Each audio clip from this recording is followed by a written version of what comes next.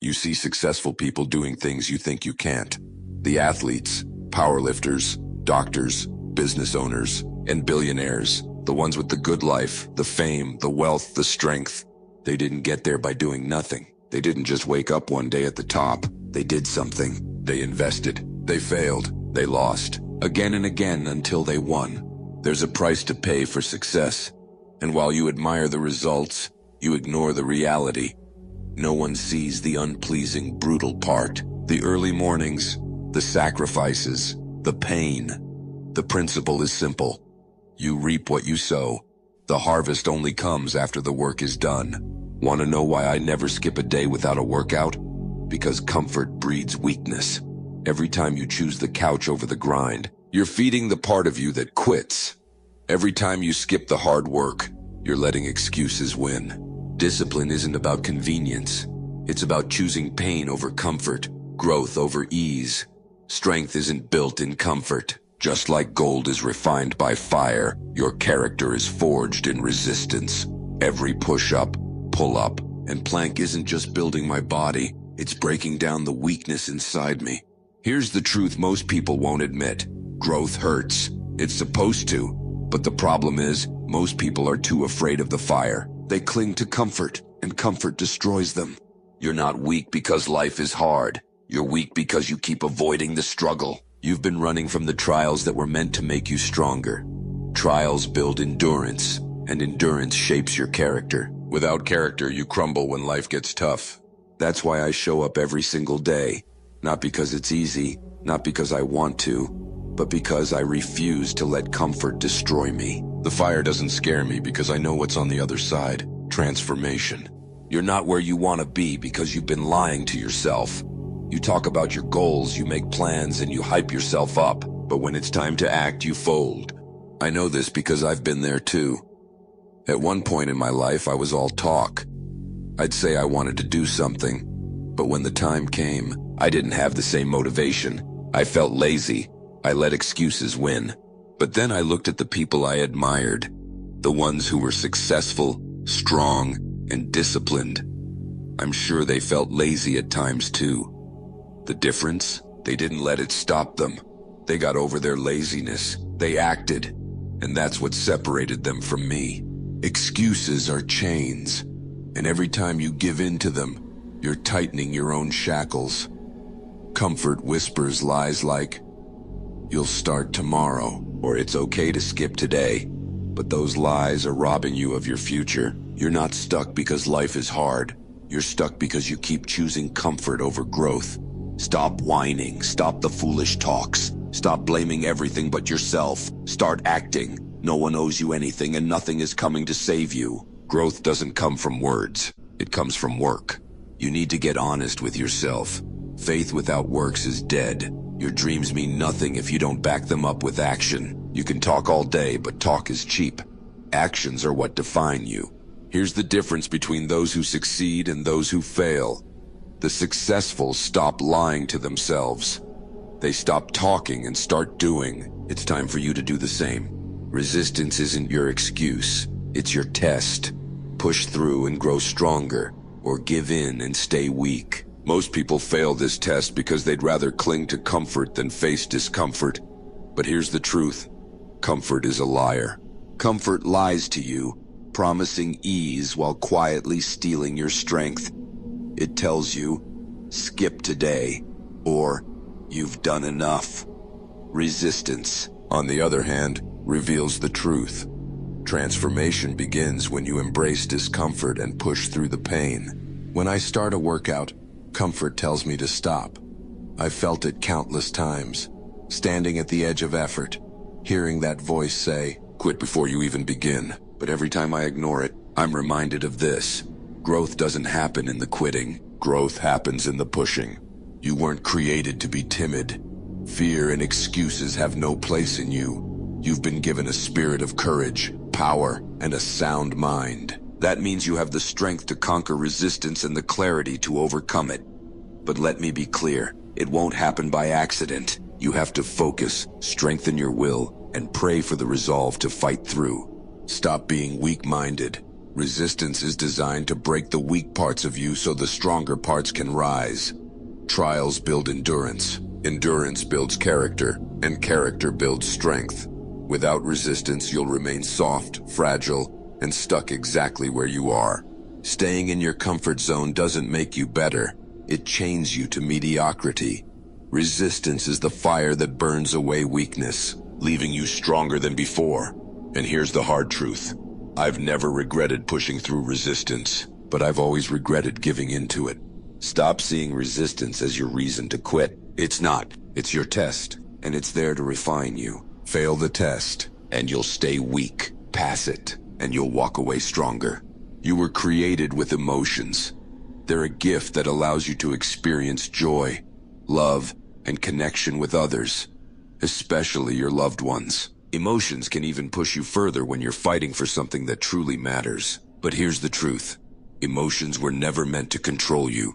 Feelings are good servants but terrible masters. When you let them dictate your actions, you lose control. Your emotions can deceive you, convincing you to quit when you should endure, or to take the easy way out when the hard road is what you need. That's why wisdom is key. Wisdom doesn't dismiss emotions, it manages them. Wisdom lets you feel but keeps you focused on what matters most. Emotions connect us, but they can also betray us. You think successful people let their feelings run the show? They don't. They feel the same fear, doubt, and fatigue as everyone else, but they act with wisdom and discipline. They don't move based on how they feel. They move based on what's right. Here's what you need to understand. You've been given more than emotions. You've been given a sound mind, a mind capable of discernment, self-control, and wisdom. Use it. When your emotions tell you to stop, let wisdom guide you forward. Emotions can inspire you, but they can also hold you back. Feel the fear, feel the fatigue, feel the doubt. But don't let them stop you. Step forward with discipline and wisdom. That's how you grow. That's how you overcome. Discipline doesn't start with big dramatic gestures. It starts with small, consistent actions. The ones most people ignore because they seem insignificant. These small wins are like rolling a snowball down a hill. At first, it's tiny, weak, and unimpressive. But with every roll, it picks up more snow and speed, growing larger and more powerful. If you skip the small things, you chip away at your momentum until it crumbles. Leave your room a mess, skip the gym, or avoid the hard conversations, and you sabotage your own progress. Small choices may seem harmless, but they weaken your foundation, leaving you stuck and fragile. How you do one thing is how you do everything.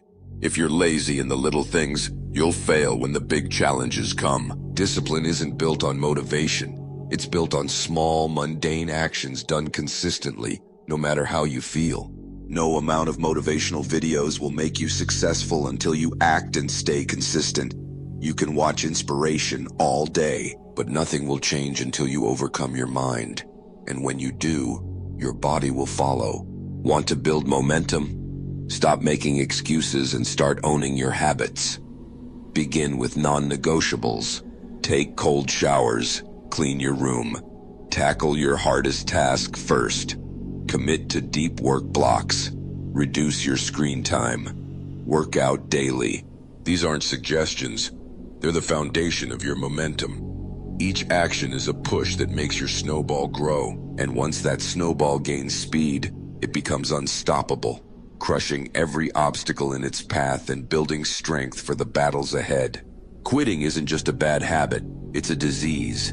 And if you don't kill it, it will spread like a virus, infecting every part of your life. Every time you quit, you're training yourself to fail. You're teaching your mind that giving up is acceptable, that weakness is okay. It's not. Quitting once makes it easier to quit again and again, until it becomes who you are. A quitter. Quitting is the ultimate betrayal of yourself. It's proof that you can't be trusted with your own goals, and a disappointment to the person you should be. If you can't keep the promises you make to yourself, who will? Life doesn't care about your excuses. Success doesn't care if you're tired, scared, or don't feel like it. You either show up or you don't. And here's the hard truth. If you quit when no one's watching, you'll quit when it matters most. I've been there. I've felt the urge to quit when things got hard. But here's what I've learned. Every time I pushed through, I became stronger. And every time I gave up, I felt weaker, smaller, and further away from the person I wanted to be. Discipline isn't just about showing up. It's about refusing to quit. It's about fighting through resistance, even when everything in you screams to stop. Because every time you refuse to quit, you're proving to yourself that you're better than the weakness trying to hold you back. Don't let quitting define you. Kill it before it kills your potential. Life is hard, but you get to choose your kind of hard. Being out of shape is hard. Working out every day is hard. Being broke is hard. Saving and investing is hard. Being stuck in mediocrity is hard. Pushing yourself to succeed is hard. Which hard are you willing to live with? Here's what separates people who win from people who lose. They find a reason bigger than their excuses. A reason that pushes them through resistance, past their feelings, and over every obstacle. If your reason isn't strong enough, you'll quit the moment it gets tough. Remember this. Just because something feels good in the moment doesn't mean it's good for your life. Everything is permissible, but not everything is beneficial. Skipping the hard things might feel easier now, but it steals from your future. The hard choices, the ones that stretch you and demand discipline, are the ones that truly build you. Think about why you started. What are you fighting for? Your family, your future, your purpose. When your reason is strong enough, it will pull you forward when motivation fails. Discipline without a purpose feels empty, but when you tie it to a reason, it becomes unstoppable. Find your reason, commit to it, and never let it go. You've heard the truth. You know what it takes. The question now is simple. What will you do with it? You can keep living the way you've always lived, stuck, weak, and controlled by comfort, or you can decide right now to change. Not tomorrow, not next week, now. Discipline is the bridge between where you are and where you want to be. It's the fire that burns away weakness, the hammer that forges strength, and the foundation for the life you want. But it doesn't build itself. You have to show up. I'm not telling you this to make myself look good. I'm telling you this because I've lived it. I've made mistakes. I've quit when I shouldn't have, but I've learned. And I'm sharing this as your brother who truly wants to see you win. You can do better than me, and nothing would make me happier than watching you surpass me. So look in the mirror and ask yourself, are you ready to stop being a slave to comfort? Are you ready to fight for your future? You already know what to do. Stop waiting for motivation.